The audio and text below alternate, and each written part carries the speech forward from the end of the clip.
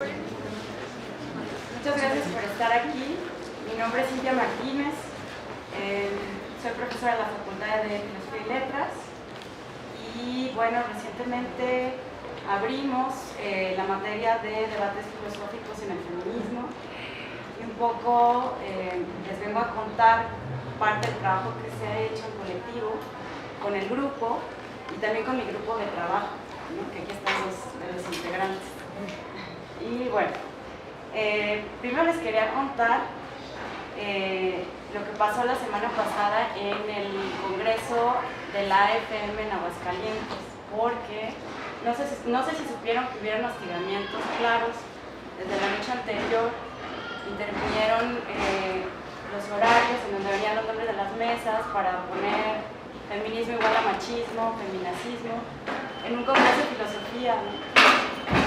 Y después al día siguiente entró un tipo a, ya saben, a leccionar, un clásico, a preguntarnos que si esto era un tema absolutamente victimizante, ¿no? Hablar de feminismo y hablar de la filosofía escrita por mujeres. Si era una victimización, y luego nos corrigió porque nos faltaba rigor, y luego nos corrigió porque no entendía nada, entonces decía que faltaba claridad, ¿no?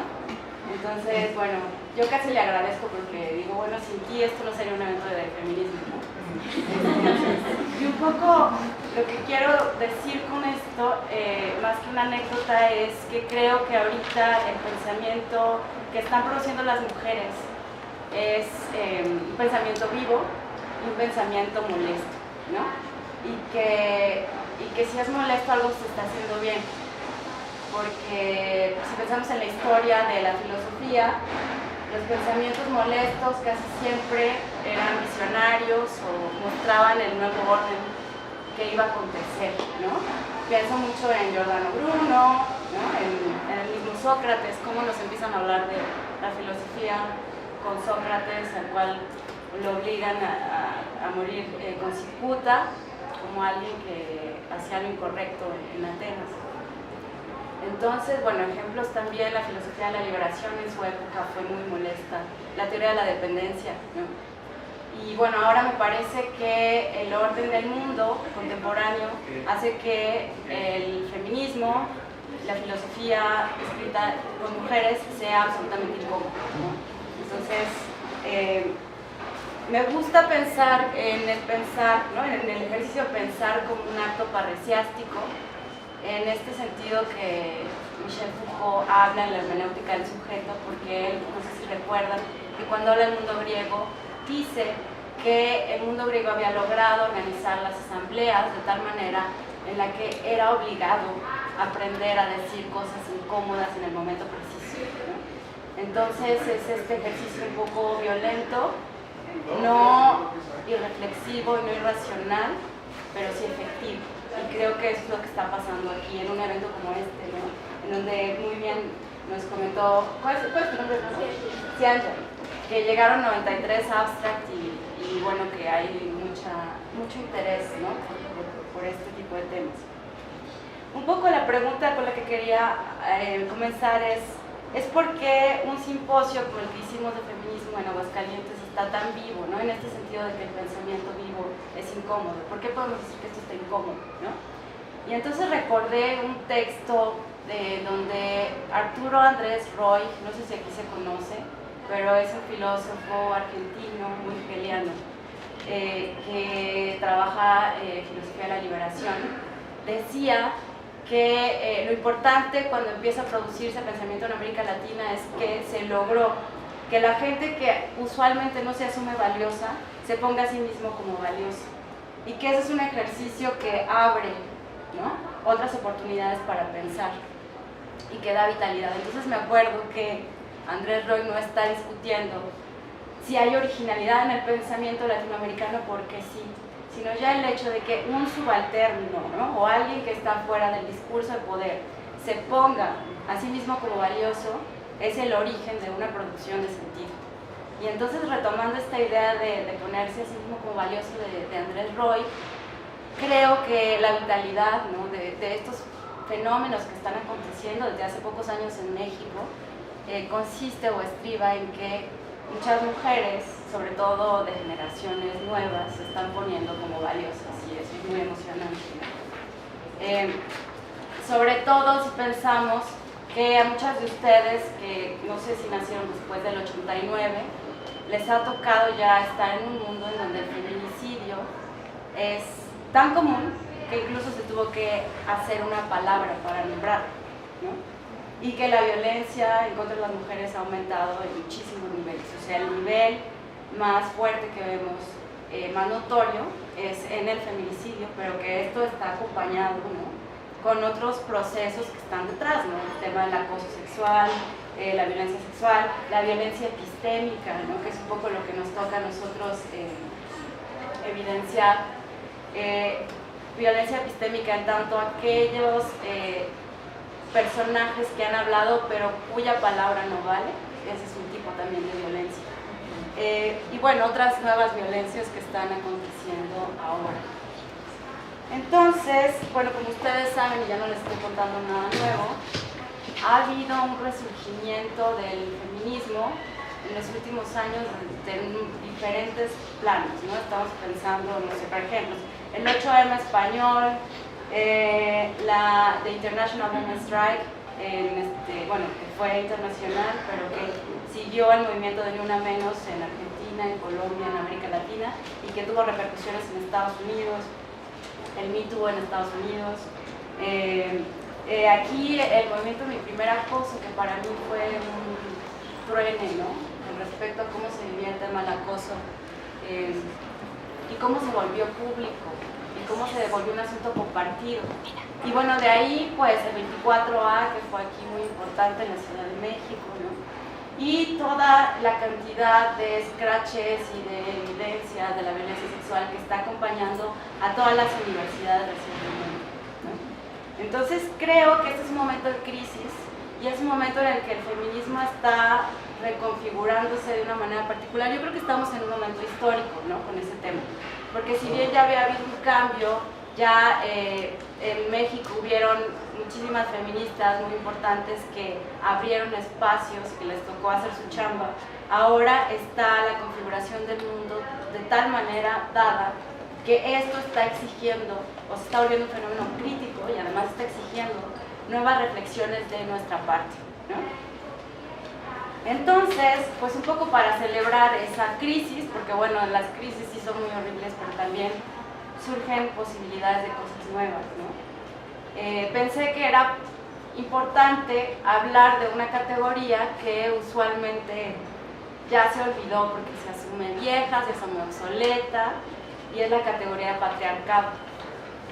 Es una categoría que fue muy importante en los años 70, o sea, en el feminismo radical, bueno, que yo encuentro el feminismo más radical, que fue el posterior al 68 y en los años 70, era una categoría central, pero después fue olvidada y fue desplazada por otro tipo de problemas, y allí les voy a hablar un poco de en qué ha consistido esa historia de desplazamiento. Y lo que quiero es regresar a pensar esa categoría a la luz de dos lógicas, que sería la lógica del capitalismo y la lógica de la colonialidad. Porque creo que si hay algo que pensar ahora en este país es la articulación del patriarcado con toda la herencia colonial que traemos y cómo se articula en la crisis del neoliberalismo contemporáneo.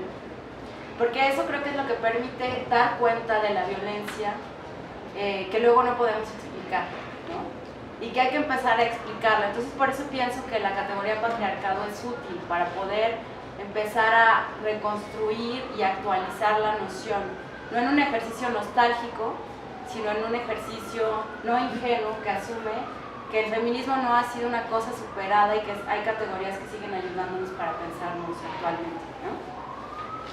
Entonces, yo creo que hubo un olvido de la noción porque es conveniente, porque fue conveniente en su época olvidar la noción. Suscribo un diagnóstico que escribe Nancy Fraser en algunos debates contemporáneos y otra autora que se llama Cynthia Arruzza, que son marxistas feministas y que ellas tienen una lectura de los últimos años del movimiento feminista y que dicen un poco esto, ¿no? Bueno, Nancy Fraser tiene un libro que se llama Fortunas del Feminismo y que dice, el feminismo tiene una historia, pues dice dramática, tiene un drama fundamental, y es que hubo una primera época que justo fue el feminismo radical posterior a mayo del 68, en donde habían ciertas características. Después, esas características, ahorita voy a hablar de ellas, esas características se perdieron en los años 80, que se da el segundo acto de este drama, se perdieron porque entra el tema de la identidad y el reconocimiento como un tema central. Y entonces ella está anunciando que ahora hay que pensar en un tercer momento de ese drama, de ese feminismo, para retomar las dos mejores cosas de esos momentos, ¿no? Entonces, bueno, ella dice, este primer momento del feminismo posterior al 68 tenía características específicas, ¿no?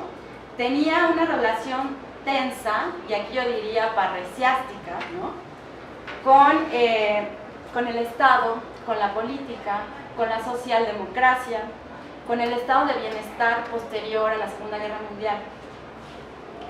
Y esa relación tensa tenía como principal objetivo entender o explorar la imbricación particular que se daba entre androcentrismo o patriarcado y capitalismo. Y también ciertos debates, como el debate del trabajo doméstico, que fue tan importante, la libertad sexual y también la reproducción, ¿no? Como las políticas reproductivas que estaban ahí, se empezaron a cuestionar.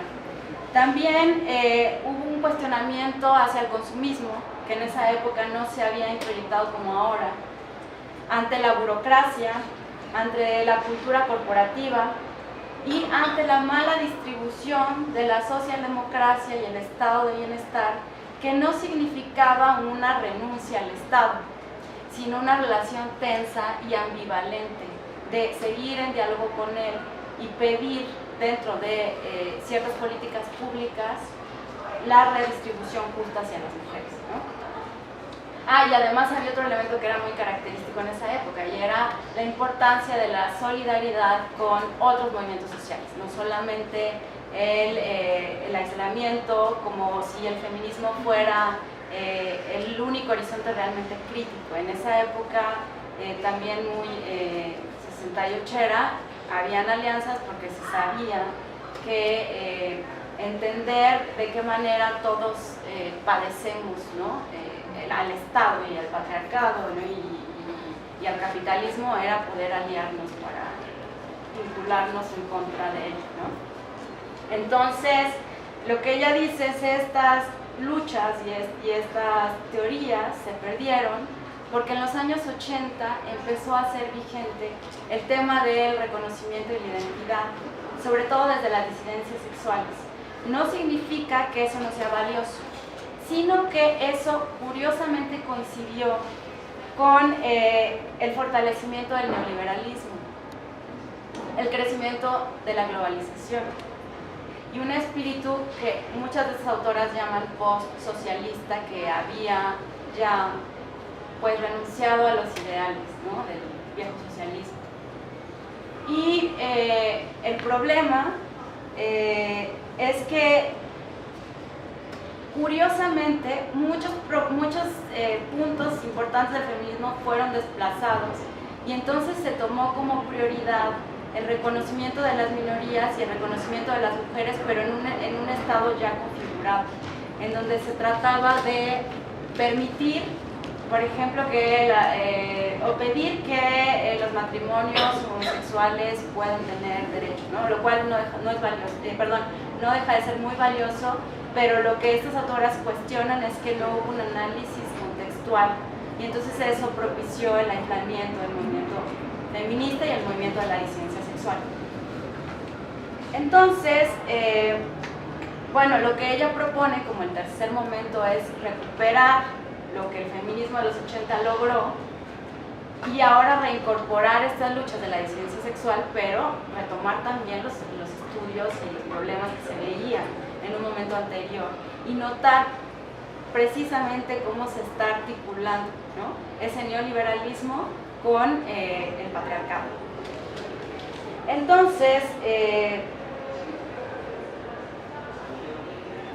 creo que una cosa que también hay que ver aquí, que en esa época no se vio, es la reconfiguración que se está dando en la violencia y sobre todo en el caso de América Latina. Aquí creo que además de pensar el patriarcado colonial y capitalista, también tenemos que echar mano de algunos otros recursos teóricos de autoras como Rita Laura Segato, que habla de esta guerra que está aconteciendo en América Latina, en donde se está articulando un segundo estado o una segunda realidad, en donde el estado de excepción, ¿no?, que para la teoría política, pienso en Agamben, ¿no?, estos autores hablan del estado de excepción como la fundación de la política. Ese estado de excepción se está volviendo la regla en este segundo estado, en donde las lógicas del crimen organizado, el narcotráfico, el paramilitarismo están articulando una parte importante de la política en países como este, como Colombia, como Argentina, y que también nos pueden ayudar a entender de nuevo por qué el feminicidio como lo estamos viviendo ahora, ¿no? Entonces, bueno, primero, la noción patriarcado bueno, voy a dar un primer acercamiento, ¿no? Y para eso voy a mencionar un texto que a mí me gusta mucho, que se llama El tráfico de mujeres, notas para la economía política del sexo, de Gail Rubin, en donde ella articula una noción que se volvió muy importante en el feminismo, y es la noción de sistema sexo-género. El sistema sexo-género lo que dice es que toda sociedad tiene una jerarquización, una manera de organizarse, en donde hay una jerarquía, en donde van a haber diferentes lugares para hombres y mujeres. Ojo, no significa que hombres sean todos aquellos que tienen una diferencia sexual masculina, sino que adquieren una posición social como hombres. Y mujeres no necesariamente significa que tienen vagina y pueden dar a luz, sino que tienen una posición social como mujeres. Esto significa que hay ciertos cuerpos feminizados que entran como mujeres, ¿no? Entonces, la categoría sexo-género deja ver que toda sociedad en la historia de la humanidad siempre, al menos en las historias de ciencia ficción quizá, siempre ha tenido una diferencia jerárquica de valor entre hombres y mujeres.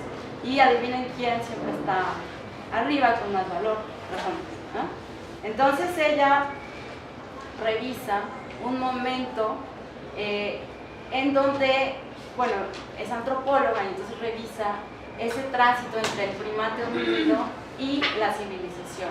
Y al igual que Freud, que Lévi-Strauss, que Marcel Mauss, encuentran en ese momento, ¿no?, de tránsito hacia la civilización, la prohibición del incesto.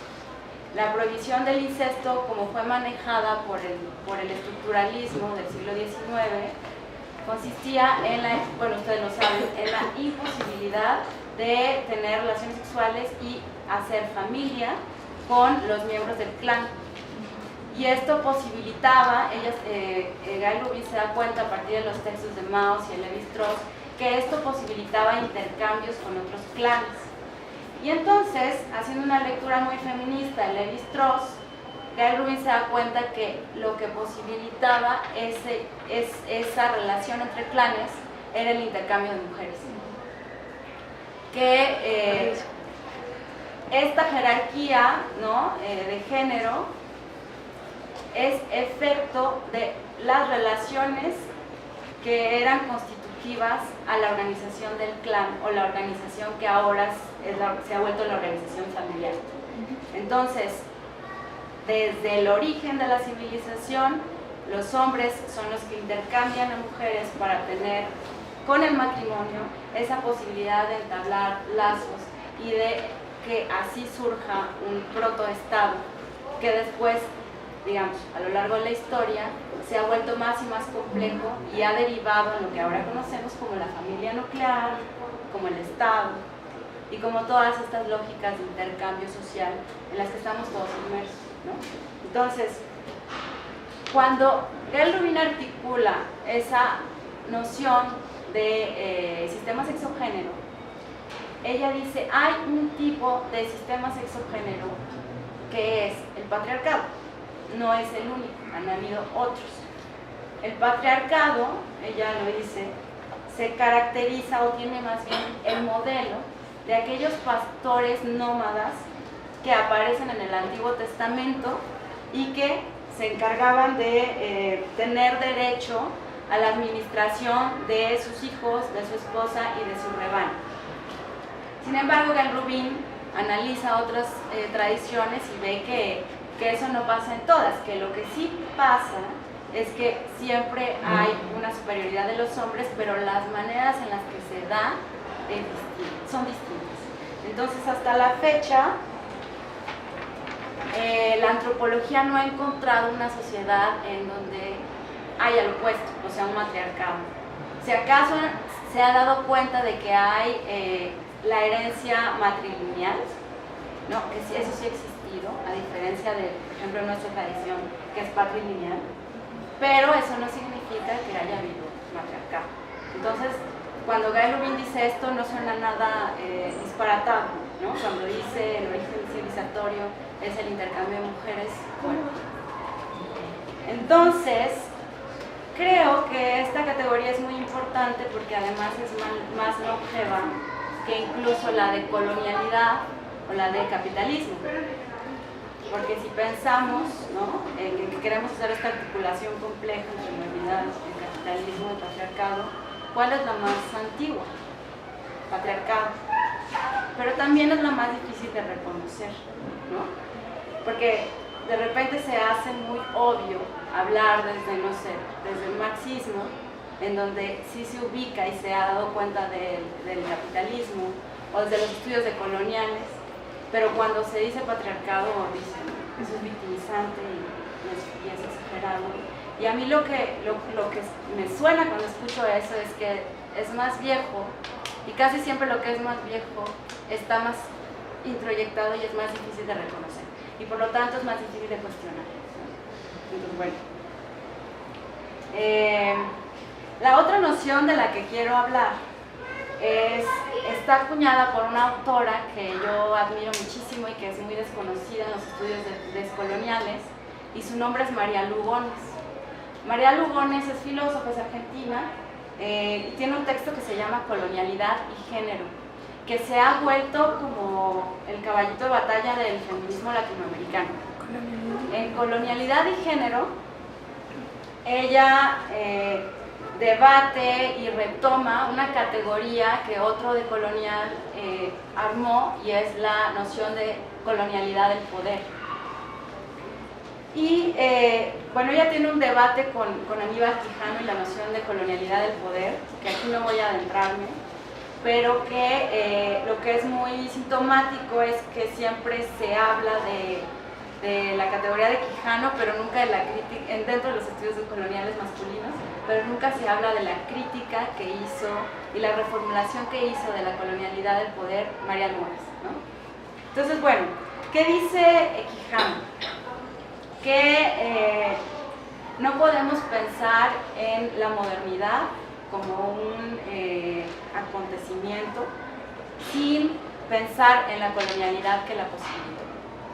En otras palabras, que el discurso racional en el que estamos parados, y pienso en el origen de Descartes, ¿no?, hablando de yo pienso, luego existo, es efecto de una configuración mundial, de una geopolítica del poder, en donde ciertos imperios colonizaron a otros, y que esa configuración geopolítica permitió el racionalismo y la modernidad, y que los contenidos de ella están parados ahí.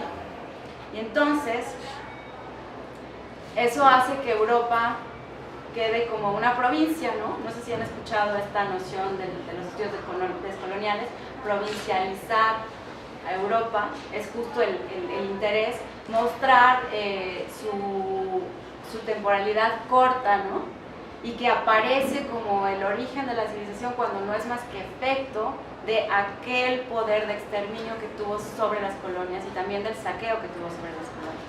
Entonces, Aníbal Quijano articula modernidad y colonialidad a la par y dice que son ejes que articulan el poder capitalista, eurocentrado y global.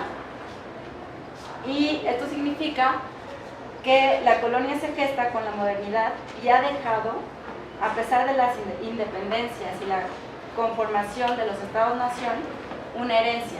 Y ese es el poder organizado colonialmente. Esto es la noción de colonialidad de poder de Aníbal Quijano. Entonces, bueno, Lugones tiene instancias porque, bueno, la manera para hablar de esta articulación, Quijano habla de sexo, pero lo habla desde una versión muy poco crítica, ¿no? Y entonces, bueno, ya se pelea con eso, pero lo que es interesante es que Lugones propone una categoría, bueno, no una categoría, un categorial. Ella hace esta crítica, dice, ya no hay que hablar de categorías, hay que hablar de categoriales, porque el hablar de categoriales remite a la necesidad de articulaciones. Si nosotros pensamos en la categoría de género, la categoría de raza, pero como cosas aisladas, no podemos entender la complejidad, y entonces ella habla de categoriales. Entonces repiensa la noción de colonialidad de poder de Quijano y articula el categorial sistema moderno colonial género. ¿Qué significa esto? Que la modernidad no solo es colonial, sino que también es patriarcal. ¿Y eso qué significa en el ejercicio específico de pensar América Latina? Que si queremos entender por qué la violencia es mayor en estos países, tenemos que entender que no solamente hay una historia de patriarcado, como en los países del imperio, sino que también estamos, ella llama, hay un entronque de patriarcados que hacen que el hecho de que en la colonia llegue un patriarcado externo lo hiciera más violento. Sí. Ella tiene una discusión con Segato, que igual es un poco compleja, pero bueno, trato de presentarla, pero consiste en que Segato le cuestiona que incluso el mundo indígena anterior a la conquista también era patriarcal. Y entonces que si pensamos que llega a la colonia y es patriarcal y había un mundo indígena patriarcal, entonces hay un entronque de patriarcados que vuelve más violenta la relación con las mujeres indígenas y las mujeres mestizas y las mujeres latinoamericanas. ¿Por qué? Porque los hombres que fueron conquistados, al verse tan vulnerados por los conquistadores, entonces ejercieron mayor violencia sobre aquellos personajes que estaban debajo de ellos, y esos son las mujeres. Entonces, esto nos permite también entender la complejidad de lo que estamos viviendo, ¿no? Bueno, y por último, ya para terminar,